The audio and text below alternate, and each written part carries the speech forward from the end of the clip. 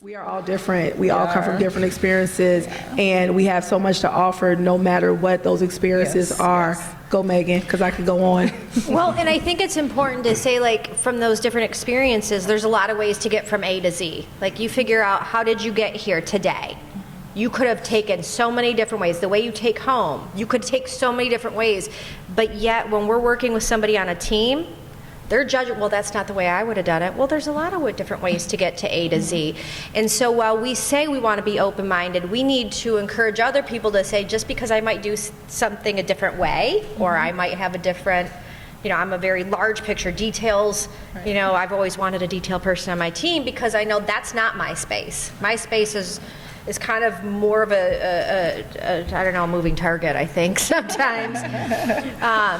It takes all kinds. But making sure that we remember there's a lot of different ways to get to A to Z, and that doesn't mean that they're wrong ways. They're just different ways. And whether that's in work or at home or how we talk to our friends, we need to remember that just because we might have done it that way or said it that way, that doesn't mean that's the only way. Yeah, and that's so easy to say, right? Because we know in different organizations, corporations, and different environments, certain ways are honored more than others, sure, right? So that's why we need to have these kind of open conversations to say that, it's a lot of people here that if they share in this room right here, share their experiences and background, people presume it's people that I would meet that, everybody thinks that because now they own this business and they have all this money. They've always had money, and that's just not the case, right? Some people have grown up in really impoverished situations and just turn their life around. And so to assume that is just a disservice to us all. Go ahead, Joe, do you have something to say? So I was just going to say, I think when we're talking about the uncomfortable conversations with judgment, for me personally at least, it is more uncomfortable for me to accept myself than accept somebody else. I think some of that does come from whatever perceptions or biases that I've been taught. So for instance, my family was super against tattoos and piercings, like very conservative, like which you have. I have a whole bunch. And I did it as a form of self-expression. A lot of them I got when I was younger. A little rebellion too? Maybe? Just a smidge. But as I've gotten older, because I know society is a different place even from when I started getting tattoos to now, but whenever I've gone into a job interview, the first thing I'm thinking of when I'm getting ready is I have to hide my piercings and my tattoos, or they're going to look at me, they're going to think that I'm unprofessional, or that they're going to have a preconceived notion about me because I have these tattoos, because that's what I've been taught, is it makes you look more unprofessional. And then I get in the interview and they think I'm lovely, they think I'm overqualified and saying all these really nice things about me, and then I have to take a step back and think like, okay, 90% of the time, any negative thing I'm thinking about myself, most people probably aren't thinking that way. Mm-hmm. But I think too, I'd like to think that most people are really gracious when it comes to opinions of others. They try to be positive. If they have a negative opinion, I'd like to think most people try to keep that to themselves. But one of my friends always told me, like, people aren't thinking about you that much. And it's true though. Like, if you're passing someone on a day-to-day, you're at the grocery store, you're not thinking about, well, this person's wearing socks with sandals, or this person's buying like this cereal, and oh my gosh, like, you're not thinking about that. You're thinking about what you have going on. Yeah. So I think I think part of the reason why sometimes we perceive ourselves as being judged is because we can't accept ourselves. So we feel like if I'm judging myself, everybody's judging me. Yeah, and that's why we have to do the work, right? And just be honest with ourselves and just hug on ourselves. I mean, seriously, we are doing, this table right here, people are doing great things in this room. I know plenty of people who are doing great things. And sometimes doing great things is just being a nice human, right? I mean, just saying hello to people, holding the door open. Yep. That's great too. And so I think that we have this concept that we have to measure greatness, and we all bring it in so many different ways. And I remember when I first moved to Midland 20 years ago, it was very difficult for me, extremely difficult, because it just was different. It wasn't that people were bad, it just was different. I was not accustomed to not seeing different people that looked like myself or other people. I just was used to diversity, and so it was hard, and I expressed myself in a lot of color, and everybody didn't. It was a lot of like blues and creams and blacks and whites, clothes and stuff, and I just wasn't like that. So I thought that I was uncomfortable. So then it made me uncomfortable with other people, because I was like, what is happening? You know, why is nobody else wearing red lipstick?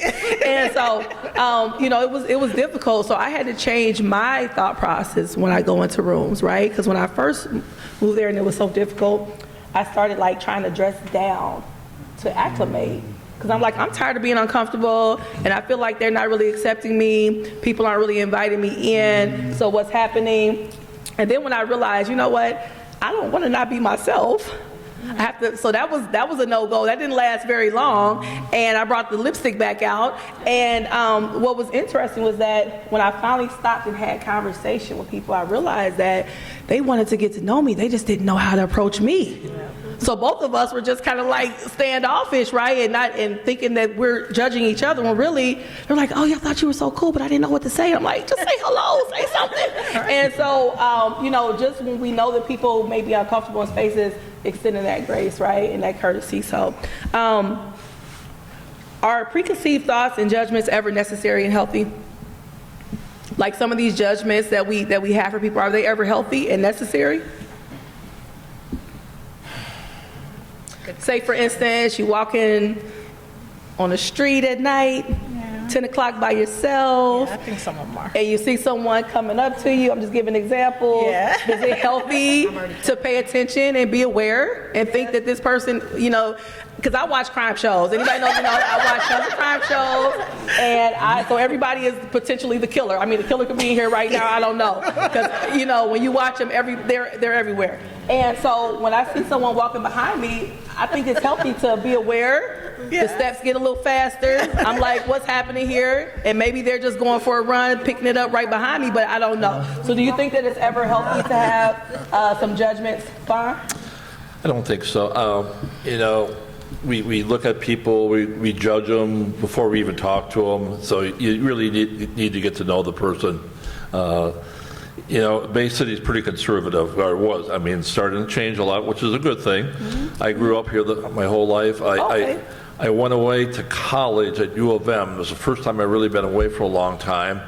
I get there, and it's during the baby boom, so we got 3 people in a room. 2 of my roommates are Jewish from Detroit in engineering, and I'm in a different subject, so it's a cultural change. But we were roommates, so we lived together for a year, so we had to learn to get along, and we liked different music, but we had to try to compromise and find a way to get along in that situation. And U of M was just multicultural, so it was really a lot different than Bay City was back in the day. It's better now. It has improved. So yeah. So you say you don't think there's ever a time to have healthy judgment? I don't think it's healthy to prejudge people, because you're always fooled. You think somebody is like a bum or something, and you find out it's quite educated and quite knowledgeable type person that you'd like to know. So wonder if they're the killer. Like, wonder if you find out they are the killer by okay. Anybody else have anything to say about that? Well, I think it could be healthy because. Well, and like you said, you watch crime shows religiously. So, yes. But I also teach my daughter, like, hey, to watch out for these guys. Not saying all guys are bad, but I teach my daughter that. And yeah, I want her to be scared. I'm just gonna say I want her to be scared as a mother, but I just want her to be safe. So yeah, I think in some way we teach our kids to protect themselves by teaching a little bias. No, so, that's a real thing. I think I'm glad you said that. So, anybody else have anything to add to that? Do you think it's ever healthy? I think sometimes yes, just because again, as you're talking boundaries, and not all bias or judgment are bad or negative, and so I don't know. I think it's so innate that sometimes you don't even realize you're doing it, like breathing. Yeah. I think we all try to be a good person, but. We're not perfect. We're not perfect. and just so I'm clear, having healthy judgments or thoughts about a person doesn't make you bad, right? Because it's a healthy, even children when they're first born, like when they're growing, they have questions. They're cautious. I think sometimes being cautious is different than being blatantly like a bigot or just So it's again it goes back to what you do with that judgment, right? Because for me personally, as a woman, if I have to travel alone, I do try to adhere to that inner voice, right? When I see people, when I see things, be aware of my surroundings and things of that nature. And to me, that's when healthy judgment or thoughts come into play. Did you want to say something? Well, it's kind of like, it's one thing to be judgmental, but it's another thing to be aware. So like you were saying, like if you're walking down the street, you're not instantly just looking at everybody walking and being like, they're the killer. Well, I do though, but go ahead. But you're not like, you're trying to be aware of your surroundings. So if the killer is there, you can act. Yeah, but it's just, I think healthy judgment and bias, I think more fits into the realm of awareness. You're just trying to be aware of things so you don't potentially put yourself in a dangerous situation or around dangerous people. Yeah. And I don't know why I'm thinking about it, but gender bias is something that really is something that we talk about in our family because I am not domestic. I mean, if you were to look at my relationship with my husband, you would think he's the wife and I'm the husband, right? He cooks dinner every night. Societal norms. Yeah. And it drives his mother crazy. I think that I do not cook, and neither does my sister-in-law, her other son's wife. We don't like to be in the kitchen unless we're going into the fridge to grab something quick. But and even talking to some of the comments that we say to our kids, like that gender bias starts at a very young age of thinking that it's not okay for the boys to play with the dolls, but here's, for your daughter, or the norms on that. So we intentionally try to, I took my daughter to Build Like a Girl, second year in a row, talking to her that she can be an engineer, she can be in the skilled trades, she can do anything she wants to do. She does not have to cook. There's many great takeout places in our community. They will feed you. You will not go hungry.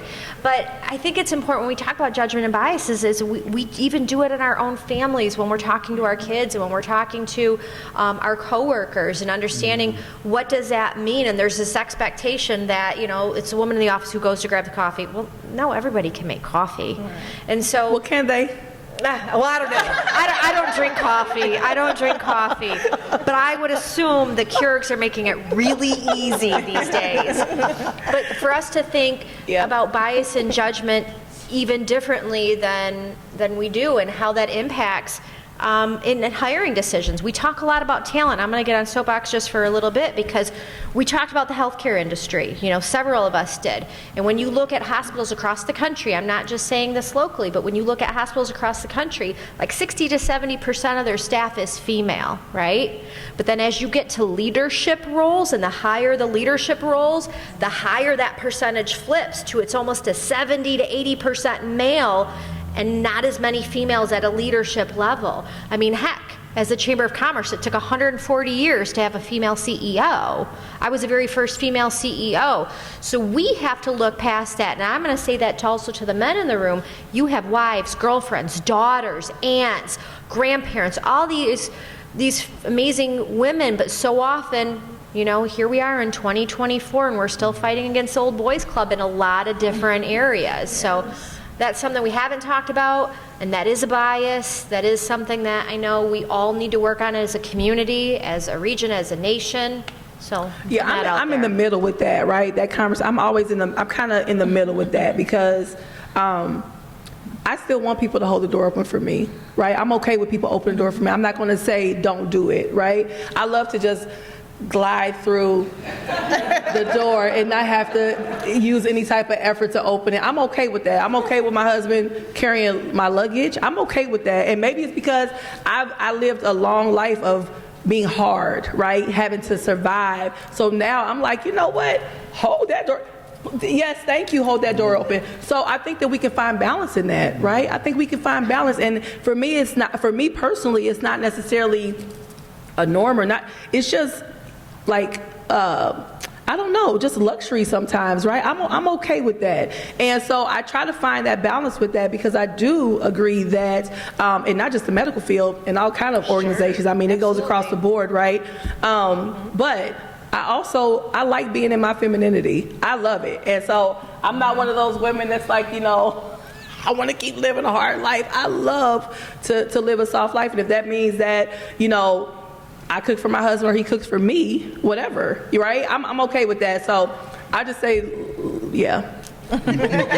Yeah. So, but no, I agree with you. And I'm guess I'm giving another side to that, because I think that women right now are also being kind of vilified for being in their femininity. That's a thing right now, where it's like, yeah, it's like almost like, if you are in that space, then you're just kind of allowing this hierarchy of the male whatever. And my thing is, no, I can be strong and also have someone hold the door open for me, right? I'm okay with that. Or carry my box. I don't like doing that. I don't want to carry boxes and lug stuff. I don't want to do that. So if you want to do it while I sip my coffee, please do it, right? So I think that finding that balance and letting people is the truth. Like, I love it. And so I just wonder, like, how we find that balance, because it's so, I read articles all the time, and it's this thing now where sometimes women are just like some men are being vilified for being softer, right? Where they have to be. So it's this imbalance we have right now, and I'm like, why can't we be why can't we just be these things and not have it labeled? You know what I mean? I agree. Yes. I don't want them to look at that as a label. I just, candidates are candidates, or talent is talent.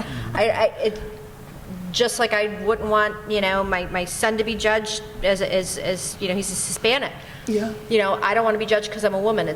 I want the best candidate to always go forward in any situation that we do, but we're still not seeing that. We're still seeing there is a lot of judgment and a lot of bias when it comes to talent. Yeah. And whether that's neurodiversity, any kind of difference, anything that makes people nervous, and we need to do better. Yeah, I agree. Anybody want to add something on this end? Say something. Just don't throw us white Anglo-Saxon Protestants under the bus. We're being picked on. Pretty soon we'll be in the minority and we'll be rebelling. So Vaughn, tell me. No, I want to talk about that, because that's the thing too. That is the thing too. Yeah. Like I said, I am in a lot of spaces, reading things, talking to people. Tell me about that a little bit more.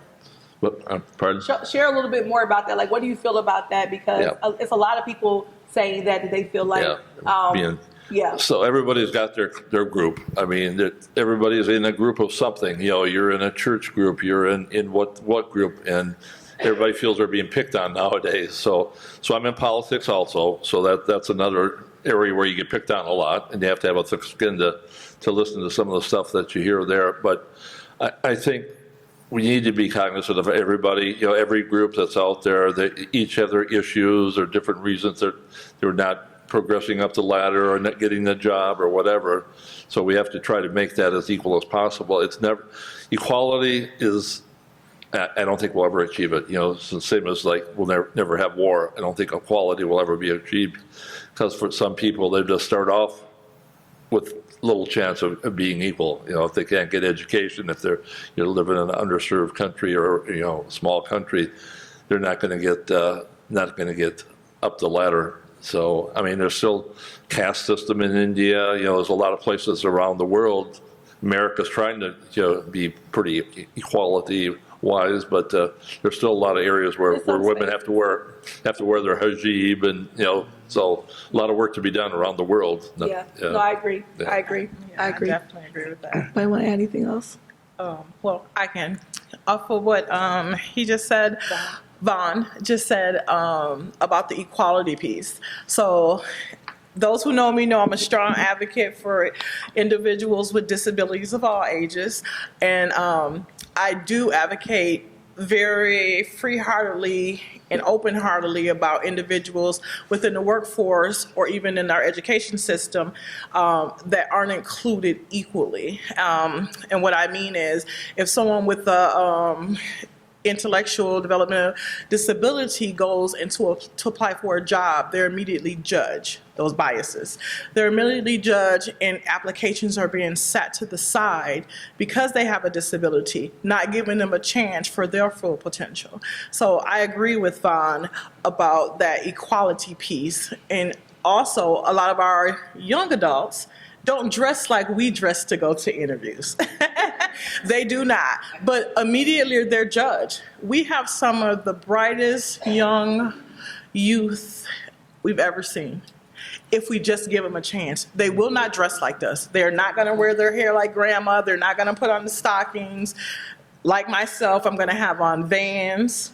I'm going to come in there, but I'm going to do my job. You just got to look past that bias, that shell, and look at the person. Yeah, that's part of that like learned behavior, right? Yes, of yes. what the workplace should look like. And that goes back to what you were saying, Megan, about change. Yeah, go ahead. Well, to your point, whoever decided that wearing tennis shoes was cool in the workplace, thank you. I love it. Because I did. That was one of my favorite changes that happened. So, yes, I'm embracing the changing workforce. I'm just disagreeing with you.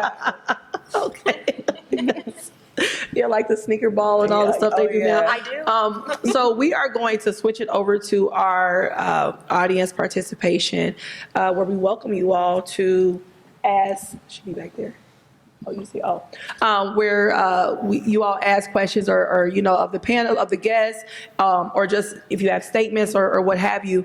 And Melissa is here; she has a mic, so we can hear you. We didn't have our mic last time; we have our mic this time. Yay us! I'm so excited. And so, if anybody has any questions, comments, just want to say something, go for it. Make sure they're easy questions. Yeah. Hard questions. Thank you so much. A purple microphone too. This is so fun. My friend Lisa and I were talking on. I don't hold your hand. Sorry. Seems like We're all family here. that. One thing that I've learned to kind of help me when I initially judge somebody is I go and talk to them, because it's just something that I find that more often than not, they are very normal people or they're enjoyable.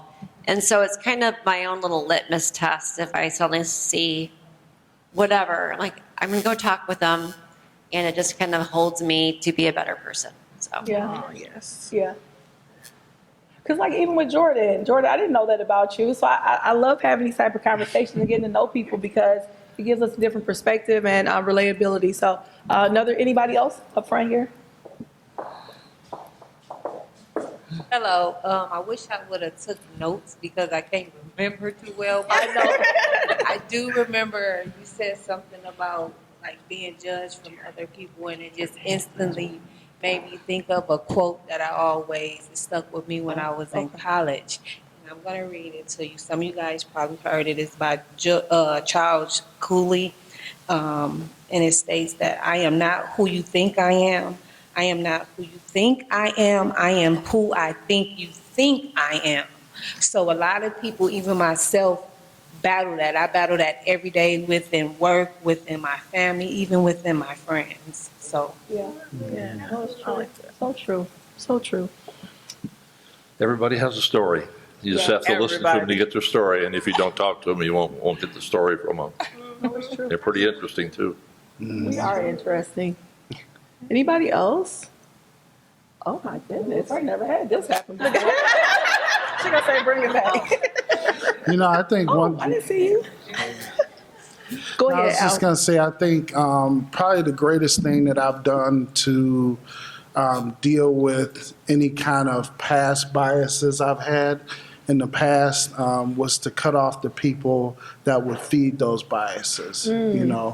I've learned the value of having a small circle, and the circle that I have, they're pretty well-rounded people. They don't do a lot of judging other people by their appearance and stuff like that. So I like to keep that positive energy around me, and I like to keep around me a lifesaver role of different people. so I can know their culture and stuff like that. I do a lot of reading, so I enjoy reading, other people's cultures and learning more about things that I don't know. But I think that's been the most helpful for me, is just cutting off people that, are out there with their biases. Yeah, I don't need that coming in. Like hurtful and Hurtful and disrespectful. just, hurtful, disrespectful, and just talk about, other people and stuff like that. I don't have time for that. Yeah. How's it going? So I just have a question, and it might be kind of bigger than the conversation we're having here, but as we know, a 16-year-old trans student just passed away because of neglect and bullying within a school system. And I'm just wondering, how do you think from a parent to a child level, we can change the bias between such young students of their peers? And then, which is a little bit more bold, how do we come alongside these kids, even if we think from our own religious biases or whatever it is? At the end of the day, a child died because the staff didn't do what was right for the kid, regardless of their own biases of this human being trans or gay or black or whatever the difference is. So, I can answer it. So I want to respond to that. So as I said, I work in a school in this district with Essexville, but I believe even me coming into this school district, I have started a diversity culture club, because I believe that yes, the kids come to school and they learn at home, but in the school, they spend a lot of time in school. And within my school, I really advocate for the diversity, having the conversation, having the clubs, because the school that I work at, there is no club for the child that is biracial. There is no club for the child who identifies with what society doesn't seem right, left or right, whatever it may be. But I feel that it does start within the school system with the teachers. And as I said, everything looks good on paper with the DEI, but are we actually doing that? I can say in my school, no. I've talked to the administrators. I've talked to my professors, because I also still attend Saginaw Valley, but I do think it starts with the modeling. The kids are going to follow what they see. That's just what they do now. Whether it's on social media, whether it's in their household, their churches, but within their school, there are leaders that can stand up and just let them know it's okay to be different. It is okay to be different. Whether you're black, white, or blue, you're still human. So yeah, I think it starts within those teachers. Those teachers need to step up and take a stance also. Does anybody else have anything to add to that? Thank you, Sherry. Anybody else have up there, panelists, have anything to add to Jazz's question?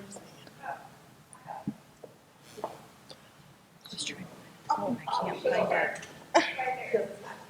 it. So,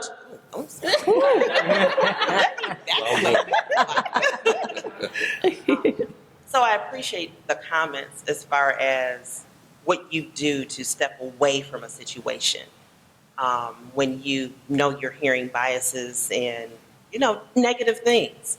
But when you, just a scenario, what do you do when you have to stay in that circle? Let's say a professional setting. Yes, you talked about the diversity club with the students, but what about a counterpart that you have to deal with every day or work with every day, and you continue to hear these things? What do you do? So for me personally, I am I believe a master at asking questions to people, right? Instead of, and yes, I call myself a master at it, but instead of calling it out as we like to do, right? And it kind of being, sometimes I think self-righteous. We're a little self-righteous and I'm calling this out and making a big spectacle. And really it hasn't solved anything. Nothing has changed. There's no resolution there. So I ask questions, why do you feel like that? Why are we doing it this way? I ask these questions back in a very calm way, and that to me gives that person an almost opportunity to, you have to explain it to me, right? If we're doing this, then why? Explain to me why. And 9 times out of 10, people don't have an explanation. They're just doing it, right? Because, or they don't want to actually admit why, right? So I ask questions. That's how I do it. I try not to be confrontational because I found that doesn't work. Yeah. It doesn't work. So anybody else? Josie? I can answer. Hold on real quick. Let me listen. Go ahead. So my mom was an educator for 15 years. My mom was really good at mothering people, adult, child, whoever. If there came a time that my mom was with somebody who had negative opinions or said really bad things, instead of just getting really ramped up going in on them, she would just kind of sit them down and be like, I want to give you a space to talk with me about that, but I want to give you my perspective. I'm going to give you some education. I want to give you more information that you can use to kind of compare your thoughts and opinions to this.